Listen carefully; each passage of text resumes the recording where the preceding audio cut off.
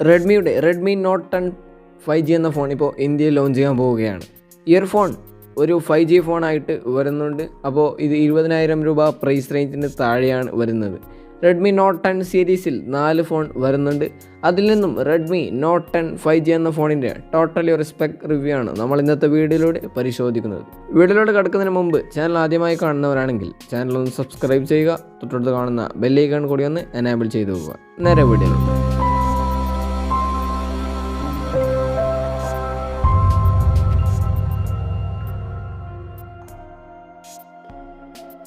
ആദ്യം ഈ ഒരു ഫോണിൻ്റെ ഡിസ്പ്ലേയുടെ സൈഡിലേക്ക് നോക്കുകയാണെങ്കിൽ 6.53 ഇഞ്ചിൻ്റെ ഫുൾ HD+ ഡിസ്പ്ലേയുമായിട്ടാണ് ഈ ഫോൺ വരുന്നത്.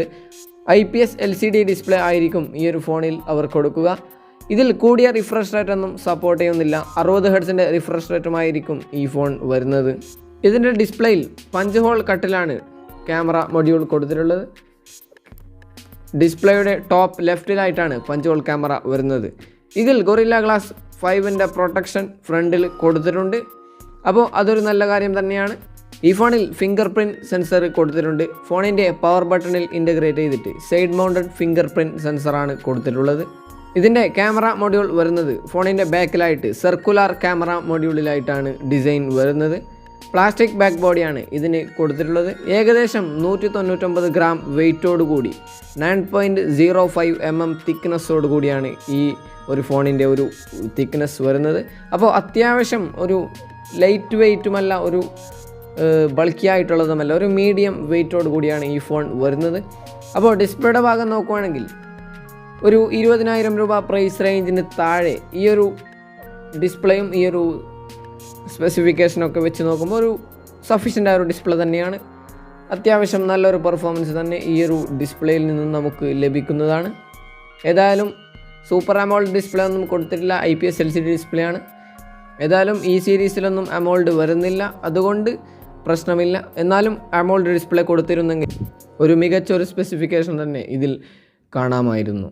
ഇനി ഇതിൻ്റെ പെർഫോമൻസിൻ്റെ സൈഡിലേക്ക് വന്നാൽ മീഡിയാടെക്കിൻ്റെ ഡിമെൻസിറ്റി 800U എന്ന ഒരു ചിപ്പ് സെറ്റാണ് കൊടുത്തിട്ടുള്ളത്. മാത്രമല്ല ഇതിൽ 5G സപ്പോർട്ട് ചെയ്യുന്നൊരു ഫോണും കൂടിയാണ്. അപ്പോൾ അതിൻ്റേതായ ഒരു പെർഫോമൻസ് ഇതിൽ നിന്ന് ലഭിക്കുന്നതാണ്. മാത്രമല്ല ഇത് 800U എന്നൊരു പ്രൊസസ്സർ ഒരു മികച്ച ഒരു പെർഫോമൻസ് തരുന്ന പ്രൊസസ്സർ തന്നെയാണ്. അതിൻ്റെ കൂടെ ഒരു 5Gയും സപ്പോർട്ട് ചെയ്യുമ്പോൾ ഒരു മികച്ച ഒരു പെർഫോമൻസ് ഈ ഒരു പ്രൊസസ്സറിൽ നിന്നും നമുക്ക് ലഭിക്കുന്നതാണ്. LPDDR4Xൻ്റെ റാമുമായിട്ടാണ് ഈ ഫോൺ വരുന്നത്. ഇതിൽ 3.5 mm ഓഡിയോ ജാക്ക് സപ്പോർട്ട് ചെയ്യുന്നുണ്ട്. ഡുവൽ സ്റ്റീരിയോ സ്പീക്കേഴ്സ് അവൈലബിൾ ആണ്. അപ്പോൾ ഈ ഒരു പ്രൈസ് റേഞ്ചിൽ ഇതൊക്കെ കാണാറുള്ളത് അങ്ങനെ കുറവാണ്. എന്തായാലും ഈ ഒരു ഫോണിൽ ഇത് കൊടുത്തിട്ടുണ്ട്, നല്ല കാര്യം തന്നെയാണ്.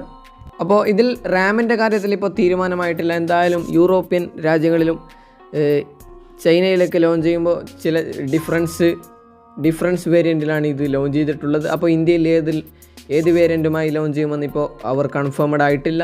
ഏതായാലും നമുക്കിതൊന്ന് വെയിറ്റ് ചെയ്ത് ഇതിൻ്റെ റാമും മറ്റു കാര്യങ്ങളൊക്കെ നമുക്ക് ചെക്ക് ചെയ്യാവുന്നതാണ്. ഇനി ഇതിൻ്റെ ക്യാമറയുടെ സൈഡിലേക്ക് വന്നാൽ 48 മെഗാപിക്സലിൻ്റെ ക്യാമറയുമായിട്ടായിരിക്കും ഈ ഒരു ഫോൺ വരുന്നത്. 48 മെഗാപിക്സലിൻ്റെ f1.79 അപ്പർച്ചറിൽ വരുന്ന ഒരു മെയിൻ ക്യാമറയാണ് ഇതിൽ കൊടുക്കുക.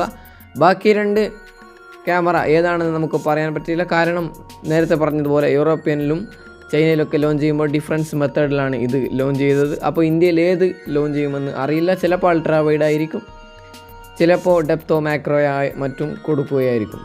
ഇനി ഇതിൻ്റെ സെൽഫി ക്യാമറയിലേക്ക് വന്നാൽ 13 മെഗാപിക്സലൊരു സിംഗിൾ ക്യാമറയാണ് കൊടുക്കുക. അത് ടോപ്പ് ലെഫ്റ്റ് പഞ്ച് ഹോൾ കട്ടിലാണ് ഇത് കൊടുക്കുന്നത്.